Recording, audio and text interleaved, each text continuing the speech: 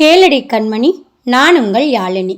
நம்ம சேனலை இன்னும் சப்ஸ்கிரைப் பண்ணாதவங்க சப்ஸ்கிரைப் பண்ணிக்கோங்க. பக்கத்தில் இருக்கிற பெல் பட்டனையும் கிளிக் பண்ணிக்கோங்க. இன்னைக்கு ஒரு புது கதையை பார்க்கலாமா? கூட்டத்து கதவுகள் மெல்ல மெல்ல திறக்கப்படும் ஓசை கேட்டது. விடிந்து விட்டது என்பதற்கு ஆதாரமாய் ஒலிக்கின்ற சங்கொலிதான் அது. அவள் மெல்ல உருண்டு படுத்தாள். தனது தந்தம் போன்ற தொடைகளுக்கிடையில் அவளின் இரு கைகளையும் சொருகிக் கொண்டு மீண்டும் நித்திரை கொள்ள தயாரானாள். ஏன் இந்த பொழுது இவ்வளவு சீக்கிரமாக விடிந்தது என்றொரு வெறுப்பு அவளுக்கு. சிந்தனைகள் அவளது மனத்திரையில் ஓடிக்கொண்டிருந்தன. மெளிதாக அவள் கண்களின் திரைகளை இறக்கி வைத்து கனவு போல நினைவை ஓடவிட்டாள். ஏண்டி, இவ்வளவு நேரமா நீ இன்னமும் எழுந்திருக்கலையா? அடுப்படிக்கு அந்தப்புறம் இருந்து கேட்ட தாயின் குரல் கர்ண கொடூரமாக ஒலித்தது. ஏன், அவள்தான் தூங்கட்டுமே. ராத்திரி பூரா படிச்சுட்டு இருந்தா. விடிஞ்சதும் விடியாததுமா எந்திரிச்சு என்னத்த அவ கிழிக்கணும்? அம்மாவின் குரலுக்கு ஈடு கொடுக்கின்ற அளவில் சற்று பலமாகவே அந்த குரல் ஒலித்தது. அந்த குரல் அவளின் அக்கா லட்சுமியினுடையது. லட்சுமி இனிதாக பழகும் குணமுடையவள். யாரையும் நோகடிக்க அவளுக்கு மனம் வராது. மற்றவர்களின் உணர்வுகளுக்கு மதிப்பு கொடுக்கின்ற அந்நியோனியம் உடையவள்.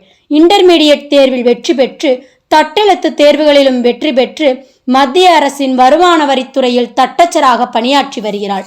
அவளது கணவர் ராஜு கூட மிக நல்லவர். ஒரே சமயத்தில் லட்சுமியை பெண் கேட்டு எத்தனையோ பேர் வந்தார்கள். டாக்டர், வக்கீல், என்ஜினியர் என்று. லட்சுமிக்கு யாரையும் பிடிக்கவில்லை. ஏனெனில் வந்தவர் எவரும் அவளை பார்க்கவில்லை. அவளிடம் இருந்து என்ன வரும் சீதனமாக என்றுதான் பார்த்தார்கள். லட்சுமி மிக சாதுவானவள். ஆனால் மிகவும் சாதுரியமானவங்களும் கூட. எல்லா வரனையும் தட்டி கழித்தாள். ஒரு நாள் விடிந்ததும் விடியாததுமாக அவளது வீட்டில் தாய் ஈஸ்வரிக்கும் தந்தைக்கும் இடையே மிகப்பெரிய அளவில் வாக்குவாதம் நடைபெற்று கொண்டிருந்தது. எல்லோரும் விவரம் புரியாமல் திருதிருவென விழித்து கொண்டு ஒருவரையொருவர் பார்த்து கொண்டிருந்தார்கள். தம்பி மகேஷ் மட்டும் இன்னமும் எழுந்திருக்கவில்லை. உலகம் தெரியாத வயது அவனுக்கு. எதையும் பற்றி கவலையின்றி தூங்கிக் கொண்டிருந்தான். அக்கா லட்சுமி அடுக்கலையில் அடுப்பில் இருந்த ஈர விறகுடன் போராடி கொண்டிருந்தாள். எல்லோரும் கதிகலங்கி கொண்டிருக்கையில் அவள் மட்டும் எவ்வித கவலையுமின்றி அடுப்பை மூட்டிக்கொண்டு இருந்தாள். இருந்து இருந்து என் மகள் லட்சுமியை அவனுக்கு கொடுக்க நான் சம்மதிக்க மாட்டேன். அவனோட அப்பா சுத்தமான பொறுக்கி. இன்னமும் வயசு 50 ரூதுவான குட்டிகளை கண்டா பல்லழிச்சிட்டு நிப்பான். அவன் மகன், ஏ ஈஸ்வரி, நாக்க அடக்கி பேசு. அவன் அப்பனுக்கு ஒன்றும் நாம லட்சுமியை கொடுக்க போறதில்லையே, மகனுக்குத்தானே கொடுக்கிறோம். ராஜு மிக நல்ல பையன். நம்ம சாதி சனத்துல அவனாட்டம் யோக்கியமான பிள்ளையாண்டா எவன் இருக்கான் சொல்லு பார்க்கலாம். தந்தையார், அந்த புண்ணாக்கு வியாபாரி, இறைந்து கத்தினார். ஈஸ்வரி அவரின் கோபத்தை கண்டு அடங்கி போனாள். உனக்கு அண்ணா பிள்ளைங்க எத்தனை பேர் இருக்கான்? எவனாவது உன் மகளை கல்யாணம் பண்ணிக்கிறேன்னு சொன்னானா? எப்படி சொல்வான்? அவனுங்க லட்சத்துக்கும் மேலே இல்ல பொண்டாட்டி வீட்டுல இருந்து வரணும்னு கேட்கறான். உன்கிட்ட இருக்கா இல்ல என்கிட்ட இருக்கா? நம்ம மக லட்சுமிய எப்படியாவது நல்லவன் ஒருத்தன் கையில ஒப்படைச்சிடணும்னு நான் துடியா துடிக்கிறேன். நீ என்னடானா? புண்ணாக்கு வியாபாரிக்கு மேல்மூச்சு கீழ்மூச்சு வாங்கியது. துண்டை உதறி தோளில் போட்டுக்கொண்டு மூளையில் கிடந்த தோல் செருப்பையும் கால்களில் திணித்து கொண்டு வேக வேகமாக அவர் வெளியே கிளம்பி போய்விட்டார். ஈஸ்வரி நின்ற இடத்திலேயே ஆணி அடித்தாற் போல நின்று கொண்டிருந்தாள். சோவென கொட்டிய மழை ஓய்ந்ததும் ஏற்பட்ட நிசப்தம் போன்று வீடு அமைதியாக இருந்தது. தனது பிடிவாதம் ஜெயிக்கலையே என்று நினைத்த மாத்திரத்தில் அவளது கண்கள் தன்னையும் அறியாது ஒரு துளி நீரை சிந்தியது. அம்மா, காஃபி சாப்பிடலையா? லட்சுமியின் குரல் கேட்டு ஈஸ்வரி விழித்து கொண்டாள். மெல்ல அடுப்படி நோக்கி அமைதியாக நடந்தாள். லட்சுமி கொடுத்த காஃபியை கையில் வாங்கி கொண்டாள். மகளை உற்று நோக்கினாள். லட்சுமி தாயின் அந்த பார்வையினை புரிந்து கொண்டவளாக தலையினை குனிந்து கொண்டாள். தன்னிடம் தாய் ஏதோ கேட்கப் போகிறாள் என நினைத்து கொண்டு தன்னைத்தானே சுதாகரித்து கொண்டாள். ஏண்டி லக்ஷ்மி, அந்த ராஜுவை உனக்கு தெரியுமில்ல? தெரியும். மெலிதாக உதடுகள் பிரிந்து குரல் வெளிவந்தது. அவனுக்குத்தான் உன்னை கொடுக்கணும்னு உங்க அப்பா ஒத்த கால்ல நிக்கிறாரு. நான் எவ்வளவு சொல்லியும் கேட்க மாட்டேங்கிறாரு. ஏன், ராஜுவுக்கு என்னதான் குறை? லக்ஷ்மி சற்று அழுத்தமாகவே கேட்டுவிட்டாள். ஈஸ்வரி ஆடி போய்விட்டாள். ஏனென்றால் ஈஸ்வரியை பொறுத்த மட்டில் அந்த வீட்டில் யாரும் எதிர்த்து பேசுகின்ற தைரியம் இல்லாதவர்கள். இதுவரையிலும் அவள் வாக்கே வேத வாக்கென்று எல்லோரும் வளர்ந்து விட்டிருந்தார்கள். இன்று அவள் லட்சுமியிடம் இவ்வளவு தூரம் வலிய வந்து பேசியதற்கு காரணமே வேறு. தனது மகள் தன் பேச்சை தட்டமாட்டாள், தன் விருப்பத்திற்கு மாறாக பேச மாட்டாள் என்ற தைரியம்தான். ஆனால் இவ்வாறு சொல்லியும் ஈஸ்வரியின் பிடிவாதம் நொறுங்கிவிட்டது. அம்மா, என்ன தப்பா நினைக்காத. மாமா பையன் சுரேஷை விட ராஜு நல்லவர்தான். சுரேஷ்க்கு சொத்து இருக்கு, ஆனா ராஜுவுக்கு சொத்து இல்லை. ஆனா சுரேஷை விட நல்ல தங்கமான குணங்கள் இருக்கு. பிகாம் வரைக்கும் படிச்சிருக்கார், கஸ்டம்ஸ் ஆபீசரா இருக்கார். அதோட எனக்கும் அவரை பிடிச்சிருக்கு, அவருக்கும் என்ன பிடிச்சிருக்கு. 2 பேர் மனசும் ஒத்து போச்சு. அதனால என்று சொல்லி லக்ஷ்மி நிறுத்தினாள். ஈஸ்வரி மெல்ல நகர்ந்து விட்டாள். அவள் அன்று பூராவும் எதுவுமே சாப்பிடவில்லை. உர்ரென்ற முகத்தை வைத்து கொண்டிருந்தாள். அவள் பக்கம் யாருமே போகவில்லை. அத்தனைக்கு அவள் கோபமாயிருந்தாள். லக்ஷ்மிக்கு கல்யாணமாகி போய்விட்டாள். கல்யாணமாகி போனதுக்கப்புறம் இப்போதுதான் மீண்டும் தாய் வீட்டிற்கு வந்திருந்தாள். லக்ஷ்மியிடம் மட்டும் ஈஸ்வரி இப்போது அடங்கி போனாள். அவளது குரலுக்கு எதிர்குரல் கொடுக்காமல் இப்போதும் மெல்ல நகர்ந்து சென்று விட்டாள்.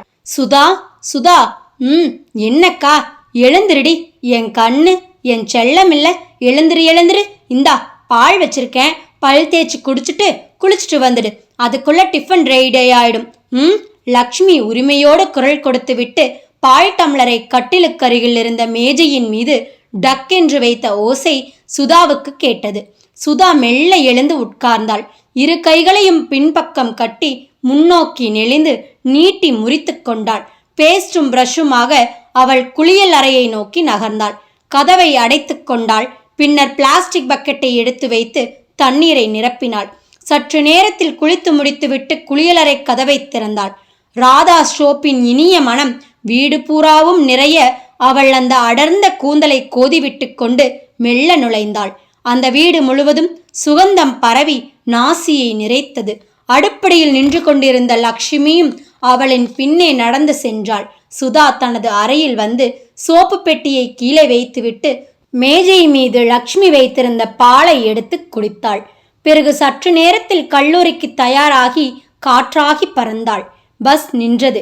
ஏய் சுதா, இறங்குடி. தோழி ரத்னாவின் குரல் கேட்டு கீழிறங்கினாள் சுதா. இருவரும் அன்னம் போல நடந்து சென்றார்கள்.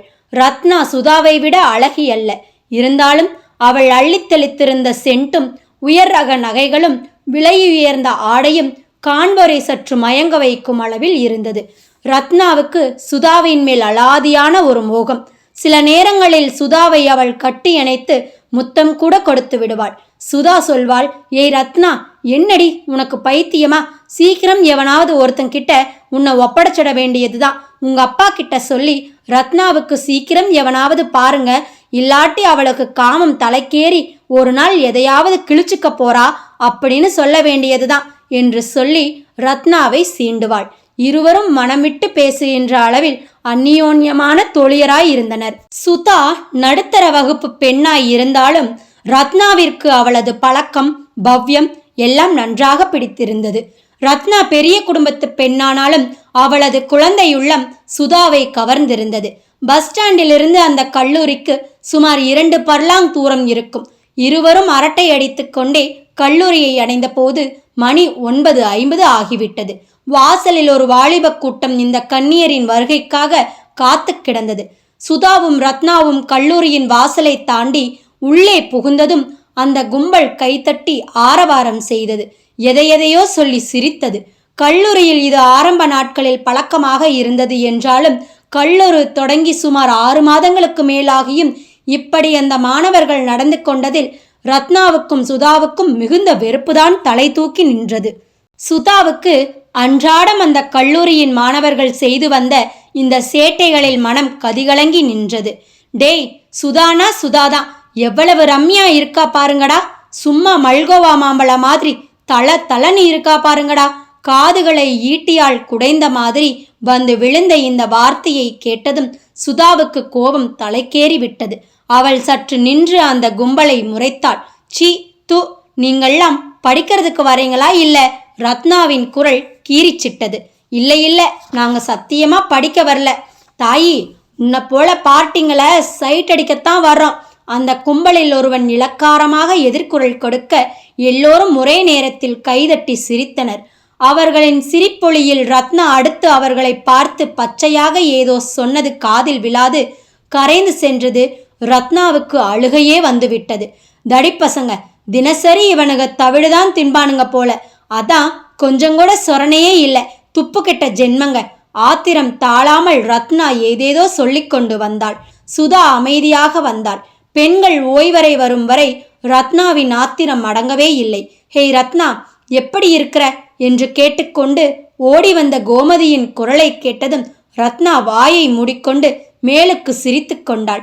ரத்னாவை பிடித்திருந்த ஆத்திரம் மறைந்து போயிற்று. சற்று நேரத்தில் அவள் எல்லாவற்றையும் மறந்து குழந்தையைப் போல மீண்டும் சிரித்தாள். ஆனால் சுதாவுக்கு நினைவுகள் தலையை குடைந்தன. ஏன்தான் நான் அழகா பிறந்தேனோ, என்னுடைய அழகினால் நான் தினசரி செத்து செத்து பிழைக்க வேண்டியுள்ளதே என்று உள்ளம் வெதும்பினாள். கையில் இருந்த புத்தகங்களை எல்லாம் மடியில் வைத்துக்கொண்டு ஹாலில் கிடந்த ஒரு பெஞ்சின் மீது உட்கார்ந்தாள் சுதா. தலையை வலித்தாற்போல் இருந்தது. பெருவிரல்களால் நெற்றி பொட்டை அமுக்கிவிட்டாள். அவளுடைய அந்த சிறிய மார்புகள் காரணம் அறியாது விம்மின. அவளின் இருதயம் துடித்தது. கண்களிலிருந்து ஒரு துளி கண்ணீர் உருண்டு ஓடி வந்து அவளின் பாதங்களில் விழுந்து சிதறியது. ஹேய் சுதா, உன்னை தமிழ் பேராசிரியர் கூப்பிடுகிறார். குரல் கேட்டு விடுபட்ட சுதா கையில் இருந்த புத்தகங்களை எல்லாம் கீழே வைத்துவிட்டு பேராசிரியரின் அறைக்குச் சென்றாள். எதிர்ப்பட்ட விரிவுரையாளர் எல்லோருக்கும் வணக்கம் சொல்லிவிட்டு அந்த அறைக்குள் நுழைந்ததும் கல்லூரியின் மணி டான் டான் என்று அலறியது. வணக்கம் சார். வா சுதா, வா. வணக்கம், உட்கார். சுதா பணிவுடன் உட்கார்ந்து கொண்டாள். கையில் இருந்த பேனாவை மேஜையின் மீது வைத்து மெல்ல சுழற்றி கொண்டிருக்க பேராசிரியர் பேசத் தொடங்கினார். சுதா, நம்ம கல்லூரி சார்பில் நீயும் ஜெயக்குமாரும் காமராஜ் பல்கலைக்கழக பேச்சு போட்டியில கலந்துக்க போறீங்க. தலைப்பு என்ன தெரியுமா? ரொம்ப லவ்லி. பேராசிரியர் ராஜவேந்தன் சொல்லிக்கொண்டு வாய்விட்டு சிரித்தார். சுதா அந்த கல்லூரி சார்பில் பல்கலைக்கழகம் வரை போகிறோம் என்ற மகிழ்ச்சியில் மனம் பிடிபடாமல் தவித்தாள். இருந்தாலும் பேசப்போகிற தலைப்பு என்னவாக இருக்கும் என்ற கேள்வி அவள் நெஞ்சில் எழ, தலைப்பு என்ன சார், சொல்லுங்க என்றாள். பெண்கள் காதலிப்பது அழகையா அறிவையா? ராஜவேந்தன் கூறினார். சுதா, உன்னுடைய கருத்து என்ன? அதை நான் இங்கே சொல்ல மாட்டேன். நீங்க கூட பல்கலைக்கழகம் வருவீங்கல்ல, அங்க கேளுங்க சொல்லிவிட்டு சுதா வேகமாக எழுந்து அறையை விட்டு வெளியே வந்து விட்டாள். அவள் மனதில் இப்போது மகிழ்ச்சி வெள்ளம் கூத்தாடியது. வகுப்பறையின் படிகளை அவள் இரண்டு இரண்டாக தாண்டி சென்றாள். BA 2ஆம் ஆண்டு தமிழை முக்கிய பாடமாக எடுத்து பயின்று வந்தாள். ராஜவேந்தன் தமிழ் பேராசிரியர். அவர் பல்வேறு விருதுகளை பெற்றவர். பெரிய அறிவாளி. அவர் கலந்து கொள்ளும் எந்த போட்டியிலும் தனியாக களை கட்டிவிடும். வெற்றி அவருக்கே. ஆனால் அப்படிப்பட்ட அவரே இன்று சுதாவிடம் உனது அபிப்பிராயம் என்ன என்று கேட்டதில் அவளுக்கு தலைகால் புரியவில்லை. எத்தனை புத்தகங்கள் புரட்டியாவது வெற்றியை சம்பாதித்து விட வேண்டும் என்று துடியாய் துடித்தாள் சுதா. அன்று ஞாயிற்றுக்கிழமை. அந்த சாலியர் தெரு நித்திரை களையாது இருந்தது. ஞாயிற்றுக்கிழமை என்றாலே ஒரு சோம்பேறித்தனம் நம்மிடையே ஊறிப்போனதை நினைத்து சுதா அருவருப்படைந்தாள். அன்று ஞாயிறு கூட சற்று நேரம் கழித்தே உதயமாகினான். விழுவதும் இதில் மாற்றமே இல்லையே, சலிப்பு என்று ஏற்பட்டு விட்டதோ. மணி 8 ஆகிய நேரத்தில் அவள் மெல்ல படர்ந்து கொண்டிருந்தான். சுதா எழுந்து கட்டிலில் உட்கார்ந்தாள். தன்னை சுற்றி ஒரு முறை நோட்டமிட்டாள். தம்பி மகேஷ், தாய் ஈஸ்வரி இருவரும் ஒருவரையொருவர் கட்டி அணைத்தபடி படுத்திருந்தனர்.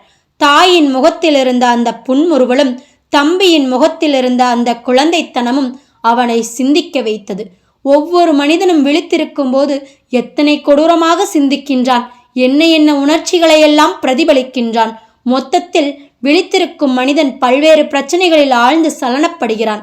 ஆனால் அதே மனிதன் தூங்கும்போது எவ்வளவு சாந்தமாகி விடுகிறான், நிர்சலனமாகி விடுகிறான் என்று நினைத்து கொண்டிருந்த சுதாவின் சிந்தனையை கலைத்தது அந்த குரல்.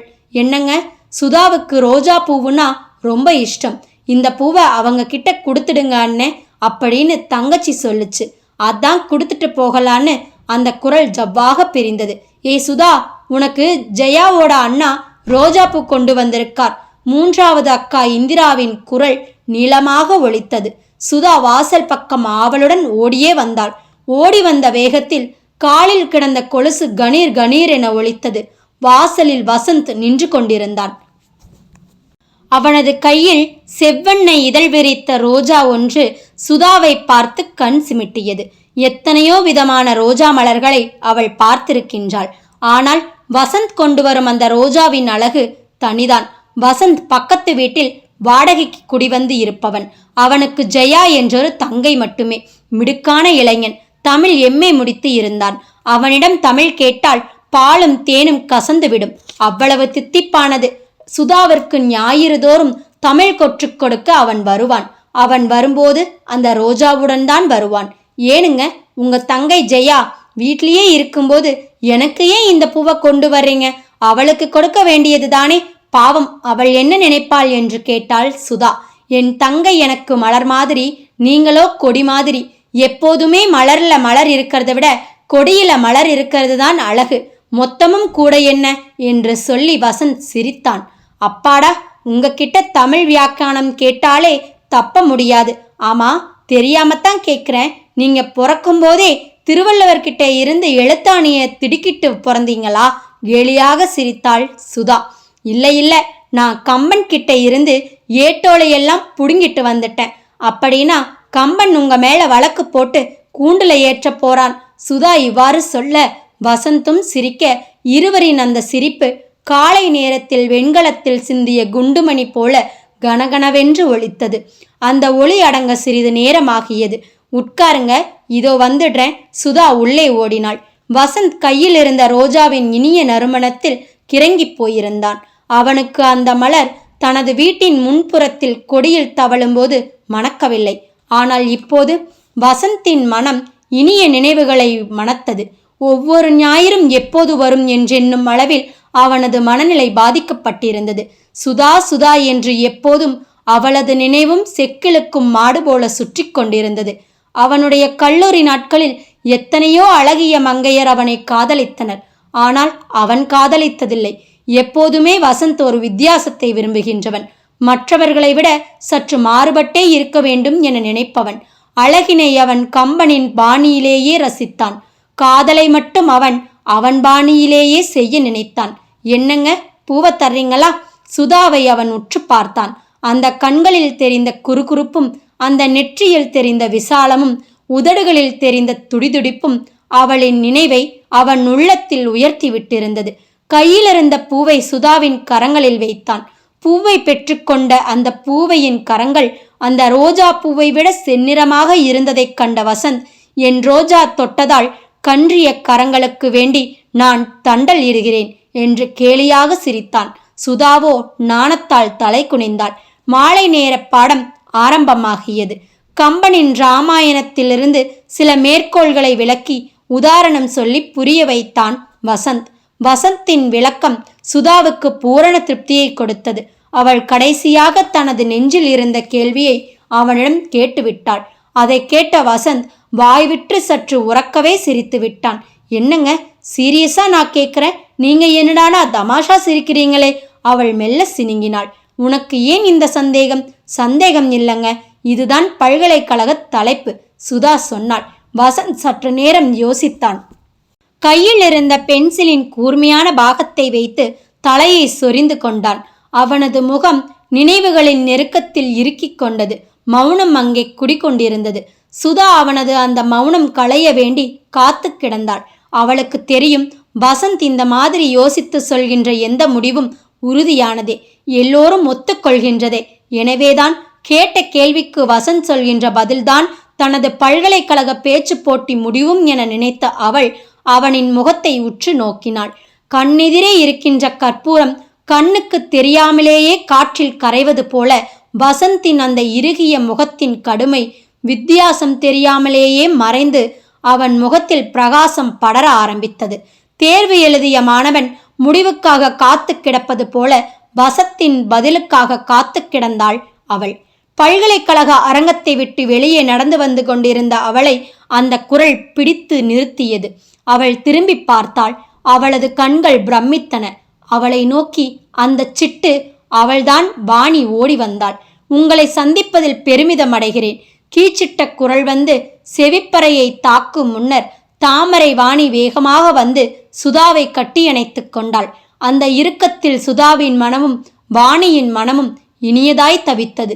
முதல் சந்திப்பிலேயே அவளின் அன்பின் ஆழத்தை புரிந்து கொண்ட சுதா வாணியின் பிடியிலிருந்து விடுவித்து கொண்டு, வாணி, எனக்கு பரிசு கிடைச்சதுல நீ எங்க வருத்தப்படுவியோன்னு நினைச்சேன். அந்த பரிசு உங்களுக்கு சேர வேண்டியதுதான், அதுல சந்தேகமே இல்லை. என்ன மரியாதை பலமா இருக்கு உங்களுக்கு. என்ன உங்களுக்கு? உனக்குன்னே சொல்லுவாணி. நாம 2 பேரும் தோழிகளாயிருப்போம். உனக்கு முதல் பரிசு, எனக்கு 2வது பரிசு. ஆக பெண்களை பற்றிய தலைப்பில் பெண்களுக்குத்தான் பரிசுகள் எல்லாம். அதுவே எனக்கு மிக்க சந்தோஷம் சுதா, வாணி சொல்லி சிரித்தாள். குழந்தைத்தனமான அந்த சிரிப்பில் மயங்கி நின்றாள் சுதா. கவிஞனின் கற்பனையில் உருவான கன்னியை அப்படியே கை தேர்ந்த கலைஞன் சிற்பமாக வடித்தாள். எவ்வளவு உயிருள்ளதாக அது இருக்குமோ அதுபோல காட்சி தந்தாள் வாணி. வசந்த கால குயிலின் கீதம் போல இருந்தது வாணியின் அந்த மெல்லிய குரல். மெதுவாக பேசுகின்ற அவளின் குரல் மெலிதாக உருண்டோடும் நதியின் இனிமை போன்றிருந்தது. இருவரும் இணையாக கைகோர்ந்து நடந்து வந்து பல்கலைக்கழகத்தின் அந்த அழகிய பூங்காவனத்தில் வந்து நின்றார்கள். மாலை படர ஆரம்பித்திருந்த அந்த நேரம் அந்த பூங்கா மஞ்சள் குளித்த கன்னியாய் காட்சி தந்தது. பூவின் நறுமணத்தை அள்ளிக்கொண்டு துள்ளி வந்த அந்த தென்றல் அவர்கள் இருவரின் மனதிற்கும் இனிமையான உணர்வையூட்டிச் சென்றது. இருவரும் சிமெண்டில் வார்த்தெடுத்த அந்த பெஞ்சின் மேல் உட்கார்ந்து கொண்டார்கள். சற்று நேரம் மௌனமாக இருந்தனர். திடீரென அந்த மௌனத்தை வாணி கலைத்தாள். சுதா, எனக்கு ஒரு சந்தேகம். எங்கப்பா ஒரு பேராசிரியர். அவரது துணையால் தான் நான் இந்த போட்டியில் பங்கெடுத்துக் கொண்டேன். நடுவர்களின் தலைப்பிலிருந்த வித்தியாசத்தை, நுணுக்கத்தை எனக்கு விளக்கித் தந்தவர் அவர்தான். அப்படியிருந்தும் என்னை நீ தோற்கடித்து விட்டாய் என்பதில் எனக்கு மிகுந்த சந்தோஷம்.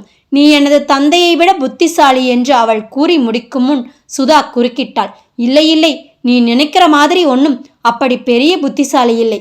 பூவோட சேர்ந்து நாறு மணக்கும்னு சொல்வாங்க. அதுபோல ஒரு மேதாவியின் பாதையில அடியெடுத்து வச்ச நானும் இன்று மேதையாகப்பட்டேன், அவ்வளவுதான். அப்படின்னா உனக்கு யாரோ இந்த போட்டியில உதவி செஞ்சிருக்காங்க. அது யாரு? எனக்கு எங்க அப்பா. உனக்கு யாரு? துணைவேந்தரா? துணைவேந்தராதான் இருக்கணும். ஏன்னா தலைப்பு தேர்வு செய்தது அவர்தான்.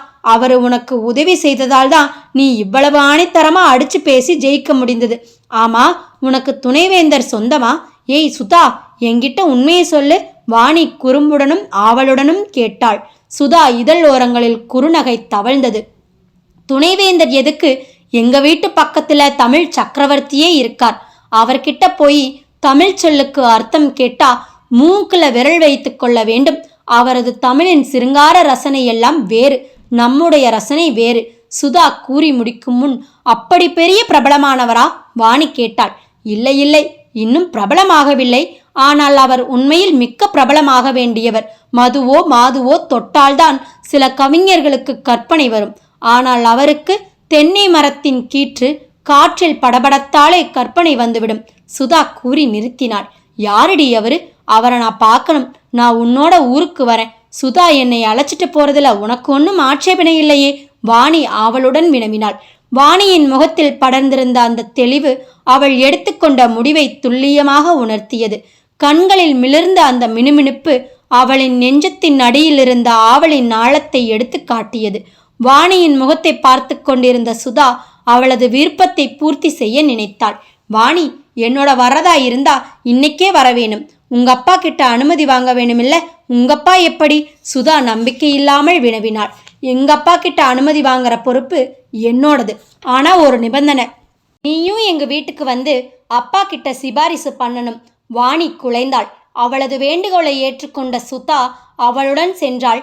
பல்கலைக்கழகத்தின் வாசலை தாண்டி வந்த இருவரும் டாக்ஸி ஸ்டாண்டை நோக்கி நடந்தனர். மதுரையின் மேற்கு ரத வீதியில் இருந்த அவளின் வீட்டிற்கு ஒரு வாடகைக்காரர் அமர்த்தி கொண்டு இருவரும் சென்றார்கள். ஜன நெரிசலை கடந்து அந்த வீட்டின் முன் போய் நின்ற போது பொழுது சரிய ஆரம்பித்து விட்டது. கப்பல் போன்றிருந்த அந்த பங்களாவை கண்டதும் தான் வாணியின் செல்வாக்கு சுதாவுக்கு புரிந்தது. வாணி பவனம் என்ற அந்த பித்தளை தகடு அந்த மங்கிய வேளையிலும் கண்ணை சிமிட்டியது. காம்பவுண்ட் கதவு கூர்க்காவின் உதவியால் கிரிச்சிட்டு விழிவிட்டது. இருவரும் உள்ளே நுழைந்தார்கள். நமஸ்தே என்று அந்த கூர்க்கா கை கூப்பினான். சுதாவும் பதிலுக்கு வணக்கம் சொல்லிவிட்டு சென்றாள். பங்களாவின் அந்த பிரம்மாண்ட மதர்ப்பு அவளை திகைத்து வைத்தது. சுதாவுக்கு எண்ணமெல்லாம் வாணியை சுற்றியே இருந்தது. இத்தனை செல்வ செழிப்பில் புரளுகின்ற இவள் எத்தனை அடக்கமாயிருக்கிறாள் என்றுதான். வாணியின் கழுத்தில் மெலிதான ஒரு சின்ன செயின் மட்டுமே கிடந்தது. காதுகளில் சன்னமான 2 கம்மல்கள், கைகளில் ரப்பர் வளையல்கள். ஆனாலும் அது அவளுக்கு நன்றாகவே இருந்தது. இடது கைவிரலில் மட்டும் வாணி என்று பொறித்த ஒரு மோதிரம். இப்படி மிக எளிமையாக காட்சி தந்தாள் வாணி. போர்ட்டிகோவில் நின்றிருந்த அந்த பென்ஸ் கார் பளபளவென்று மின்னியது. காரின் அருகில் நின்றிருந்த டிரைவர் கை குவித்தான். சுதா பதிலுக்கு கையை குவித்தாள். வாணியின் பின்னால் அவளின் அடியொற்றி நடந்து சென்றாள். முற்றும் புதியதொரு பழக்கமுள்ள ஆனால் கம்பீரமான அந்த சூழ்நிலை அவளை கவர்ந்தது. பங்களாவின் கூடத்திற்குள் சென்ற இருவரும் உயர் ரக சோபா செட் ஒன்றில் உட்கார்ந்து கொண்டனர். சுதா தன்னை சுற்றி கண்களை படரவிட்டாள். அவள் கண்கள் மிரண்டன ஆச்சரியத்தில். ஏனென்றால் விலையுயர்ந்த ஓவியங்கள் சுவரெங்கும் தொங்கிக் கொண்டிருந்தன. அவள் நோக்கியதுக்கெல்லாம் செல்வத்தின் சிதறல்தான் அவள் மனம் கணக்கிட்டது. லட்சாதிபதியா கோடீஸ்வரியா? இல்லை, சுதாவின் சிந்தனை பிடிபடாமல் சிதறியது. சுதா, என்ன சிந்தனையோ? வாணியின் குரல் கேட்டு விழிப்படைந்த சுதா என்றாள். நீ எதை பற்றி நினைக்கிறேன்னு எனக்கு தெரியும். ஏன் மறைக்கிற? எதை பற்றி நினைக்கிறேன்னு சொல்ல. தமிழ் பேராசிரியர் ஒருவருக்கு இத்தனை பெரிய பங்களா எப்படி, பென்ஸ்கார் எப்படி என்றுதானே? சுதா மலைத்து நின்றாள். வாணியின் யூகத்தை நினைத்து வியந்து போனாள். எங்கப்பா ஒரு பெரிய பஸ் கம்பெனியின் முதலாளியின் மகன். தமிழ் மேல் இருந்த நாட்டத்துல தமிழ் படிச்சு பேராசிரியா இருக்கார். நீ பார்க்குற எதுவும் எங்க அப்பாவின் ஊதியத்துல வந்ததில்லை, எல்லாம் எங்க பாட்டனுடையது. சுதா குழம்பினாள். மீண்டும் தொடர்ந்தாள். எங்க பாட்டனுக்கு எங்க அப்பா ஒரே பிள்ளை, எங்க அப்பாவுக்கு நானும் ஒரே பிள்ளை. எங்க பாட்டன் எனக்கு பிறகு எல்லாம் பேத்தியாகிய வாணிக்கே சேர வேண்டும் என உயில் எழுதி வைத்து விட்டு சென்று விட்டார். நான் இப்போ கோடீஸ்வரி. ஆனா வாணி சொல்லி நிறுத்தினாள். இதுவரை சரளமாக வந்த வெண்கல குரல் இப்போது தடைப்பட்டது. வாணியின் இதழ்கள் மேலே பேச முடியாது துடித்தன. கண்கள் நீரை நிறைத்து நின்று கொப்பளிக்க தயாராயின. மூச்சு சூடேறியது. நின்று பேசிக்கொண்டிருந்த அவள் கால்கள் அயர்ந்து விட்டதால் மெல்ல சோபாவில் சாய்ந்தாள். சுதாவின் தோள்களில் முகத்தை புதைத்து கொண்டு விம்மி விம்மி அழுதாள். காரணம் புரியாத சுதா குழம்பி போனாள். சுதா மெல்ல வாணியின் வாடிப்போன அந்த முகத்தை நிமிர்த்தினாள். அவள் முகத்தில் உப்பு கரித்திருந்த அந்த கண்ணீர் கோடுகளை தனது சேலையின் தலைப்பால் துடைத்தாள். வாணி, நீ எதுக்காக வருத்தப்படுறேன்னு நான் தெரிஞ்சுக்கலாமா? சுதா வினயத்துடன் கேட்டாள். உன்னிடம் சொல்லாமல் வேறு யாரிடம் சொல்ல என்னுடைய ஆத்மார்த்த சிநேகிதியாக உன்னை நினைக்கிறேன். செல்வம் கொளிக்கும் இந்த பங்களாவில் என்னை செல்வம் என்று அன்பாய் அழைக்க என் அன்னை இல்லை. அதுதான். வாணி மீண்டும் கண்ணீரை பொளபளவென்று உதிர்த்தி நின்றாள். வாணி தாயை இழந்தவள் என்றதும் சுதா கலங்கி போனாள். அவளை எப்படி தேற்றுவது என தெரியாமல் விழிப்பிதுங்கி போனாள். என்ன செய்வது என்று தெரியாத சுதா வாணியை வாரி அணைத்துக் கொண்டாள். தனது நெஞ்சில் அவளை குழந்தையாக நினைத்து புகலிடம் கொடுத்தாள். வாணியின் அடர்ந்த நீளமான அந்த கூந்தலை வருடி கொடுத்தாள். பாலுக்காக அடம் பிடித்த குழந்தை தாயிடம் முடுங்கியது போல வாணி சுதாவின் கைகளுக்கிடையில் அடங்கி போனாள். வாணியின் இதயம் அந்த அணைப்பில் ஒரு நிம்மதியை கண்டது. இருவரும் தாயும் சேயும் போல தன்னை பாவித்துக் கொண்டனர் போலும். இந்த உலகை மறந்து நின்றனர். மௌனமாக நின்றிருந்த அவர் இருவர்களையும் அந்த குரல் விடுபட வைத்தது. இருவரும் திரும்பி பார்த்தார்கள். அங்கே வாணியின் தந்தை தமிழ் பேராசிரியர் சிரித்துக்கொண்டு நின்றிருந்தார். மதுரையிலிருந்து கிளம்பிய அந்த சொகுசு பேருந்து விடியற்காலம் நாகர்கோயிலை வந்தடைந்தது. நாகர்கோவில் நகரம் இன்னும் சோம்பல் முறிக்கவில்லை. சுதாவும் வாணியும் இறங்கிக் கொண்டனர். நகராட்சி பேருந்து நிலையத்தை வந்தடைந்தனர். புறப்பட தயாராயிருந்த அந்த பேருந்தில் ஏறிக்கொண்டனர். வாணி சாலையின் இரு பக்கமும் கண்களுக்கு இனியதாய் காட்சி தந்த அந்த பசுமை நிற பயிர்களை ஓடும் பேருந்திலிருந்து வியப்பாக நோக்கினாள். அவள் ஒரு கவிஞனைப் போன்று ரசனையுடன் பார்த்து கொண்டிருந்தாள். ஹே வாணி, கற்பனையா? எனக்கும் சொல். நீ ரசிக்கின்ற அழகினை எனக்கும் சொல்லே, நானும் ரசிக்கின்றேன். சுதா குறும்பாக வினவினாள். மதுரை போலவே இருக்கிறது உங்க ஊர். எனக்கும் என்னவோ மதுரையிலேயே நான் இருக்கிறது போலவே தோன்றுகிறது. மிக்க ரம்யமான ஊர் உங்க ஊர். லவ்லி. வாணி மனமகிழ்ந்து பாராட்டினாள். வழிநெடுக வயல்வெளிகளையும் தென்னந்தோப்புகளையும் பார்த்து வாயார புகழ்ந்து கொண்டே வந்தாள் வாணி. ஹே வாணி, ஊர் வந்துடுச்சு, இறங்கு. சுதாவின் குரல் கேட்டு இறங்கினாள் அவள். மணி சுமார் 6:30 இருக்கும். அன்றாட அலுவலுக்காக அந்த சாலியர் தெரு மெல்ல தன்னை விடுவித்துக் கொண்டது. குறுக்கும் நெடுக்குமாக தெருவில் குழந்தைகள் ஓடி விளையாடிக் கொண்டிருந்தனர். திண்ணைகளில் உட்கார்ந்து கொண்டு வயதான பாட்டிகள் சில பேர் லொக் லொக் என்று இரும்பிக் கொண்டு இருந்தனர். அது யாரு? சுதாவா? சிவகாமி ஆச்சியின் குரல் ஈனமாக அழுதது. ஆமாம் பாட்டி, நான் சுதாதான். மதுரையிலிருந்து தானே வர்ற? போன காரியம் ஜெயந்தானே? ஆமா பாட்டி, எனக்கு தான் முதல் பரிசு. என் செல்ல குட்டி, நீதாண்டி அம்மா ஜெயிப்ப, எனக்கு தெரியும். உன்னை யாரும் தோற்கடிக்க முடியாது. மகராசி, நல்லா இரு. ஆமா, அது யாரு பக்கத்துல? செவச்சவன்னு ஆச்சி வியப்புடன் கேட்டாள். பாட்டி, இவ என்னோட தோழி, மதுரையில இருந்து வந்திருக்கா. நம் ஊரை சுத்தி பார்க்கணுமா? சுதா நீளமாக குரல் கொடுத்தாள். அப்படியா? மங்களமாகட்டும். ஆச்சி ஆசீர்வாதம் செய்தாள். வாணியும் ஆச்சியிடம் விடை பெற்று கொண்டாள். மனதார பாராட்டிய அந்த ஆச்சியிடம் வாணிக்கு ஒரு பற்றுதல் ஏற்பட்டது. கள்ளங்கபடமற்ற கிராமிய நெஞ்சங்கள் அவள் சிந்தையை கவர்ந்தது. ஆச்சியின் வீட்டிற்கு 5வது வீட்டில் சுதா குடியிருந்தாள். சுதா வீடு சிறியதாக இருந்தது, ஆனாலும் அழகாக இருந்தது. குத்துவிளக்கை துடைத்து வைத்தாற் போன்று சுத்தமாக இருந்தது அந்த வீடு. அம்மா, அம்மா, சுதா அழைத்து கொண்டே வீட்டிற்குள் நுழைந்தாள். அவளின் பின்னே வாணியும் நுழைந்தாள். யாரு? சுதாவா? அது யாரு? தாய் ஈஸ்வரியின் குரல் வழக்கத்திற்கு மாறாக மிக்க அன்புடன் ஒலித்தது. போகும்போது செவசவன் இருந்த, இப்போ கருத்து போயிட்ட. மதுரையிலே நல்ல வெயிலா? வழக்கமான தாய் பாசத்துடன் அந்த குரல் கடிந்து கொண்டது. சரி சரி, 2 பேரும் குளிச்சுட்டு வாங்க, டிஃபன் சாப்பிடலாம், ஈஸ்வரி அவசரப்படுத்தினாள். கொண்டு வந்த தோள்பையை கீழே வைத்துவிட்டு சோப்பு டவல் எடுத்துக்கொண்டு இருவரும் குளியறை நோக்கி நடந்தனர். அவர்கள் இருவரையும் பார்த்து கொண்டு நின்ற ஈஸ்வரிக்கு வியப்பு தாழவில்லை. பின்னிருந்து நோக்கும்போது லதாவும் வாணியும் ஒன்று போலவே தோன்றினார்கள். தங்கத்தில் வார்த்த இரட்டை பொம்மைகள் போல ஜொலித்தனர். குளியலறை கதவு மூடப்பட்டது. குளியல் முடிந்து இருவரும் டிஃபன் பண்ணி கொண்டனர். டான் டான் என மணி 8 அடித்து ஓய்ந்தது. ஹே வாணி, கிளம்பு, போகலாம். நாம இப்ப எங்க போறோம்? நீ யார பார்க்கணும்னு வந்தையோ அவர்கிட்ட போறோம், சுதா கூறிக்கொண்டு கண்ணை சிமிட்டினாள். அப்படியா? நான் தயார், புறப்படலாம், உற்சாக குரல் கொடுத்தாள். ஒரு தமிழ் குயிலின் தாளாட்டை கேட்க ஒரு வைகையையும் தாமிரபரணியையும் தாண்டி வள்ளியாற்றங்கரைக்கு வந்திருந்தாள். தமிழ் மீது கொண்ட காதலால் பல 100 மைல்களை தாண்டி வந்துவிட்டாள். அவர்கள் தெருவில் இறங்கி நடந்தனர். கிணற்றடிக்கு செல்லும் குமரி பெண்கள், வேலைக்கு செல்லும் ஆண்கள் எல்லோரும் வாணியையும் சுதாவையும் திரும்ப திரும்ப பார்த்து கொண்டே சென்றனர்.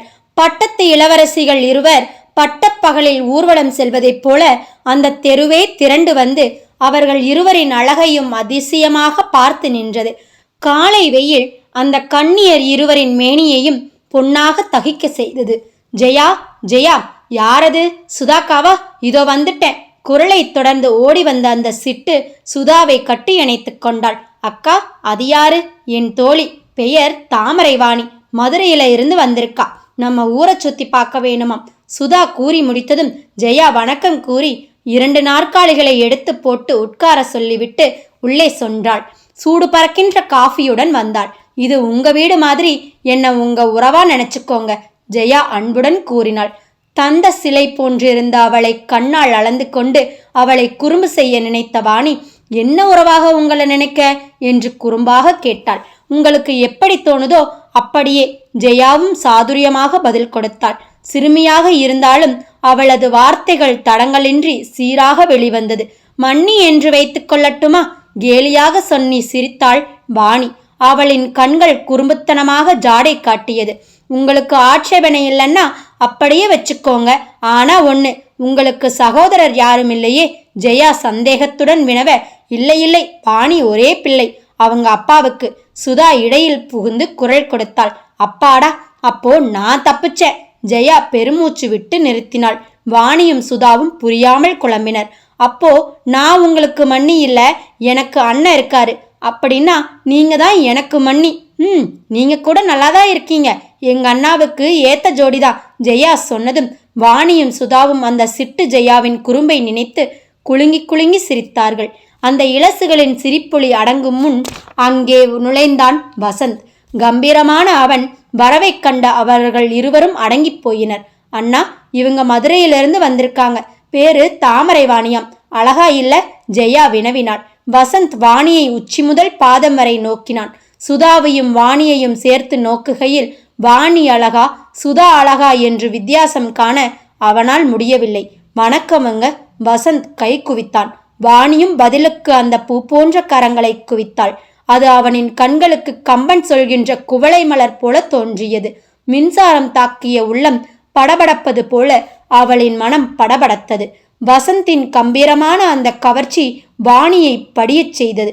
அவனது சிவந்த கன்னத்தில் இருந்த மச்சம் அவனுக்கு அழகை கூடுதலாக்கியது. அந்த மச்சத்தின் அழகில் வாணி மயங்கிப் போனாள்.